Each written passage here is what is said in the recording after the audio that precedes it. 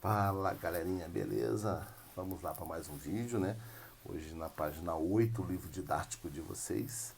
Vamos dar continuidade agora com o socialismo científico.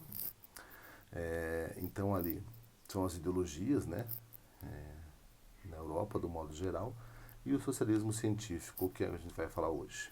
Então ali na página 8, o livro didático de vocês, em 1848, foi publicado o Manifesto do Partido Comunista, de autoria de Karl Marx e Friedrich Engels. Esse documento é considerado o marco do surgimento do socialismo científico.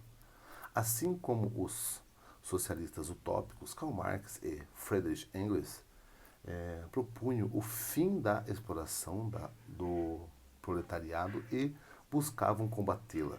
Mas, diferentemente desses, eles estudaram a sociedade humana sob o ponto de vista econômico, com o objetivo de compreender o sistema capitalista. Os autores iniciaram sua análise pelo estudo da história. Para eles, os acontecimentos históricos importantes eram motivados por fatores socioeconômicos, ou seja, o que prevalecia era o desejo de as pessoas acumularem riquezas. Marx e Engels acreditavam que o capitalismo nada mais era que a forma moderna de exploração das classes dominantes sobre a dominada. Tal exploração sobre outras denominações e formas havia submetido as classes trabalhadoras ao longo de toda a história.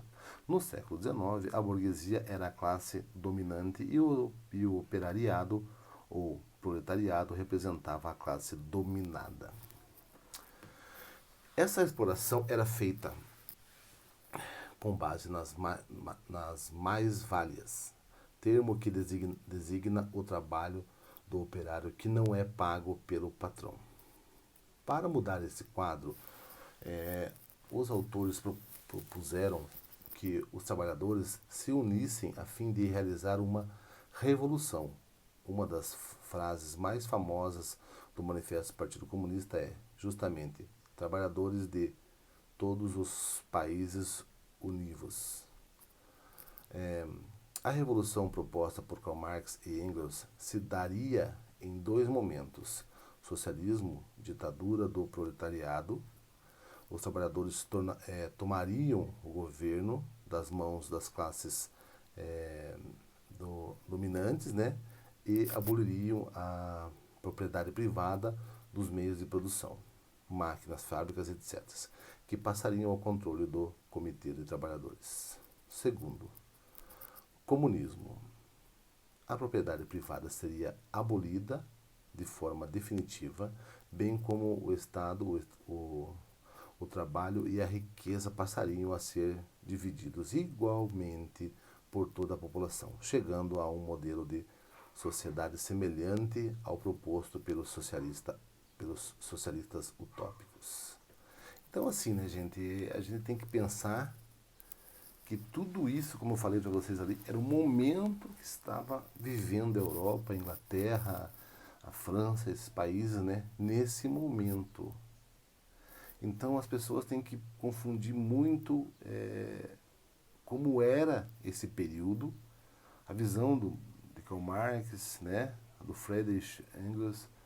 Então, assim, você não pode fazer isso de uma maneira contemporânea. Eu acho um erro assim de fazer esse julgamento, até porque era a visão que se tinha naquela época, né? Muita coisa mudou, então assim, principalmente essa relação trabalho, patrão-trabalhador.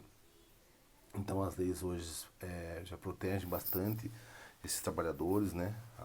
As horas trabalhadas foram reduzidas, perto do que se tinha antes, né? Essa visão que o Karl Marx mesmo tinha, que ele tentava analisar e ver essa trajetória do capitalismo. Então, assim, eu sempre falo, é um período para que se tinha na época analisar. Não quer dizer que hoje esse mesmo contexto esteja acontecendo.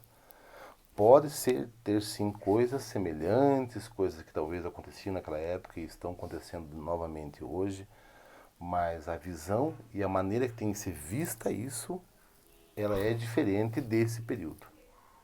Tá? Então é interessante a gente fazer sempre essa análise. Aquele período para o período contemporâneo. Então, o que realmente foi a lição daquilo, o que se aproveita, o que não se vale mais hoje, coisas desse gênero, assim. Então, você não pode generalizar e achar que esse seria o caminho, né? E achar que todo mundo é socialista, é comunista ou algo parecido assim, tá bom?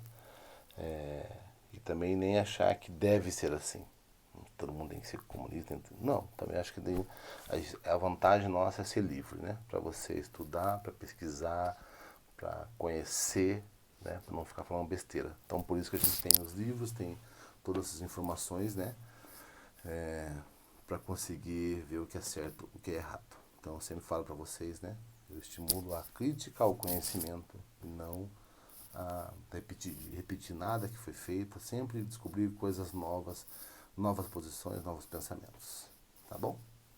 Bom, então esse vídeo a gente termina por aqui, né? Do socialismo científico. A gente volta com o anarquismo no próximo videozinho. E daí a gente já fecha este conteúdo. Beleza? Um abração para todo mundo. Até mais.